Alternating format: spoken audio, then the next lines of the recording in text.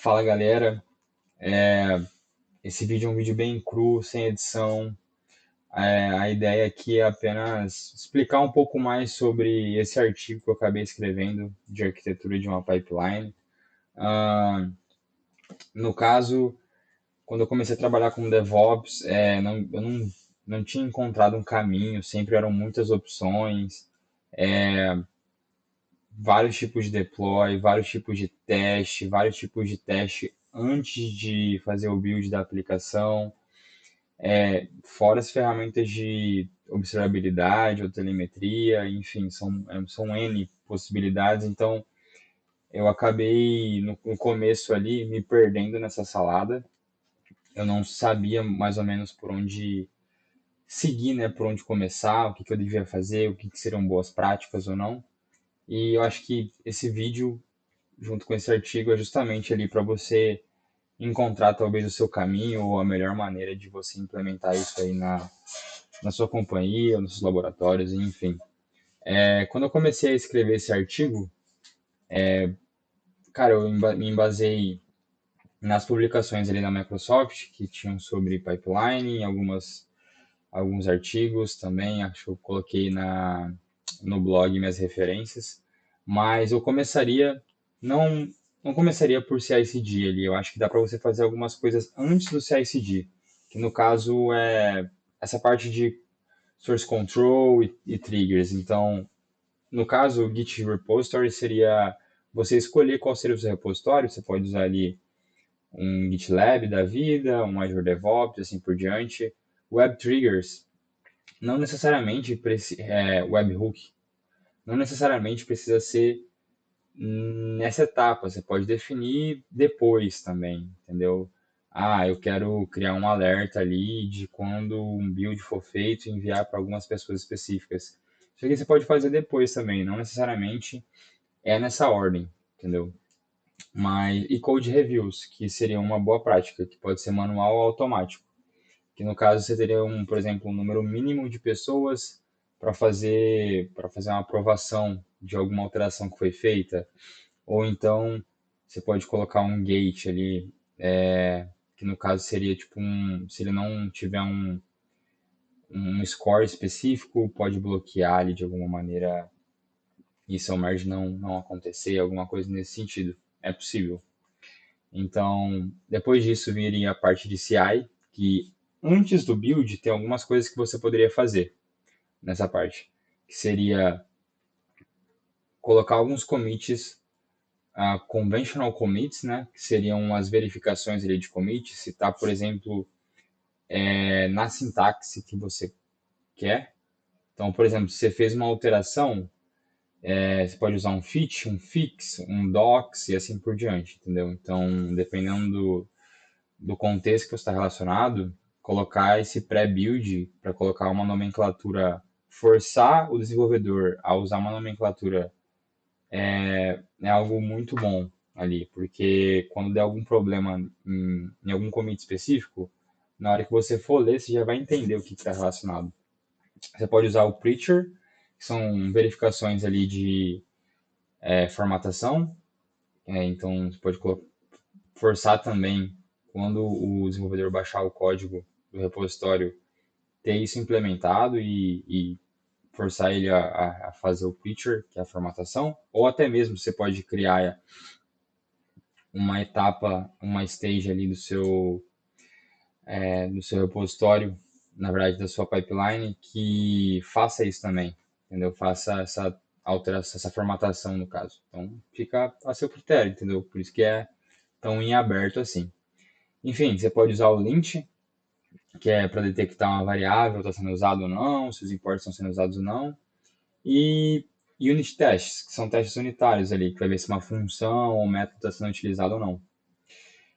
Depois disso, você pode fazer um build da aplicação, né? E o pós-build você pode fazer um teste de cobertura, e aí esse teste de cobertura mandar a informação para o SonarQube. O SonarQube ele é uma ferramenta para fazer algumas verificações de code smell ou de dívida técnica, principalmente de dívida técnica. Então, você pode também colocar fazer um scan de vulnerabilidade e integrar esse relatório com o SonarQube.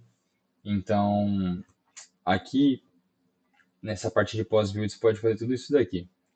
Além disso, depois do build, vem a parte de criação, né, container build, né, e os artefatos. Então, você pode colocar, criar as imagens e colocá-las em algum lugar ali no repositório, no GitLab, assim, vai ficar a seu critério. Infraestrutura as code, no caso, é a criação ali do seu ambiente. Eu vou ser bem breve aqui, porque essa parte você pode usar um Terraform da vida para criar, você pode usar talvez uma cloud específica, uma Azure, uma GCP, uma AWS e usar, por exemplo, comandos da própria cloud. Então fica a seu critério também. É mais conveniente usar Terraform porque você pode destruir ele com apenas um comando ali e tal, mas fica a seu critério também. Então, isso aqui é só uma ideia do que dá para ser feito. Você consegue colocar ali seus dados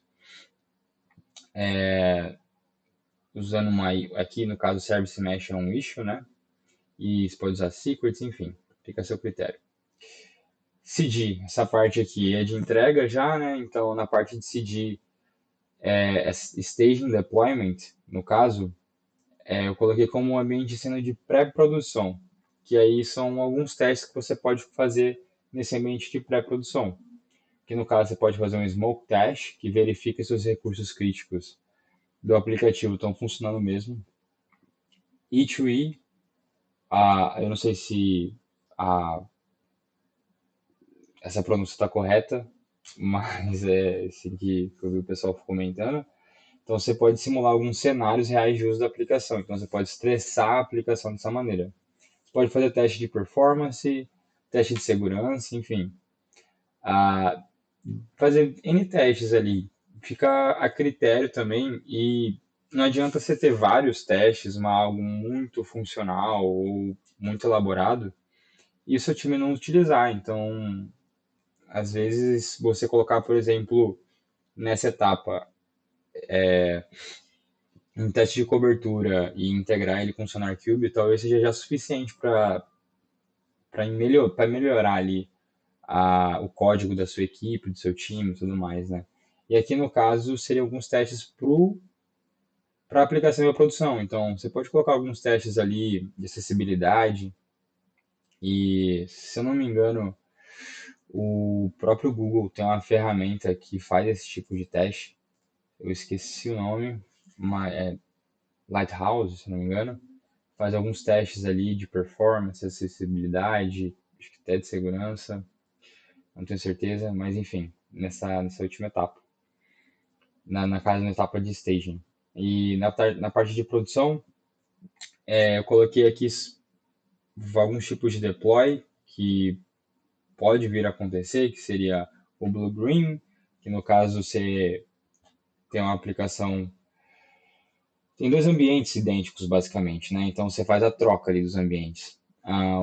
O canal deployment, que ele é mais gradual, feature flags, então você lança o aplicativo novo ali para uma parcela desculpa, você faz um controle das features, então às vezes você já lança a, a, a feature nova, talvez um botão com uma nova cor, e depois você habilita ou desabilita, entendeu? E aí você vai analisando o feedback do cliente ali, do pessoal, se eles estão gostando e tal.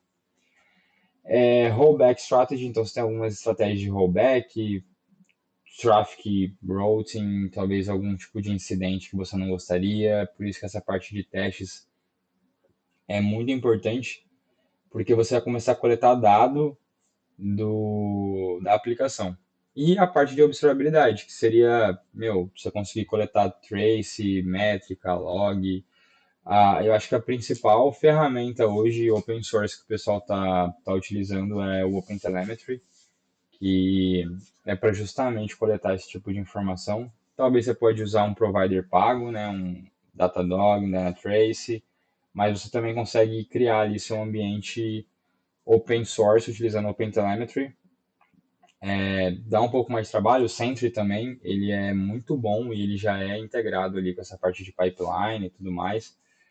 O Sentry ele é um pouco mais vamos dizer, não é pesado seria, mas ele demanda mais recurso, ele é uma aplicação bem grande, é uma aplicação simples, né? Então, e para logs, o OpenTelemetry, ele ainda, dependendo da aplicação, ele não está coletando logs, você precisa fazer algumas alterações ali, mas você pode usar, por exemplo, a stack do LK, né, do Elasticsearch. Então, ela é uma stack bem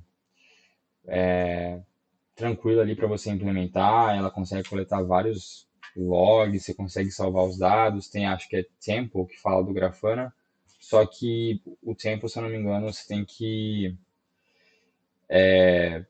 criar um bucket na AWS ou criar um, um container lá na Azure para conseguir salvar esse tipo de log. Então, dependendo da sua aplicação, não vai ser tão boa assim. Mas, enfim, eu acho que pô, já me estendi muito, mas a ideia geral era basicamente essa: você conseguir ter uma ideia do que dá para ser feito. Então, eu acho que, em resumo, aqui você faria um semantic release, talvez colocaria uma trava ali para um commit semântico, alguma coisa nesse sentido. Aqui nessa parte de pré-build faria talvez um scan, utilizaria o lint, principalmente essa parte aqui de pré-build, ela já traz muito benefício para sua aplicação. Eu vi no livro de DevOps ali que algumas empresas já tiveram um aumento muito grande, um aumento na qualidade do código muito grande, né, só nessa parte de pré-build. Então, cara, você implementar Preacher, teste unitário, commit semântico, release semântico também. Então, tudo isso vai agregar ali no sua aplicação, no seu código. Essa parte de infrastructure nem se fala, né? Você consegue matar e subir aplicações super rápido ali. E essa parte de CD, cara, acho que o principal ponto aqui seriam alguns testes da aplicação já executando, se elas estão performando do jeito que você queria. Eu acho que e a parte de observabilidade seria integrar ali com um OpenTelemetry da vida ou algum outro tipo de recurso para conseguir coletar dados da sua aplicação. Acho que talvez esse seria um caminho ali do que dá para ser feito e, meu, da onde começar, entendeu? Eu acho que eu tive alguns problemas quando estava começando, eram muitas opções, enfim. É isso. Valeu, até mais.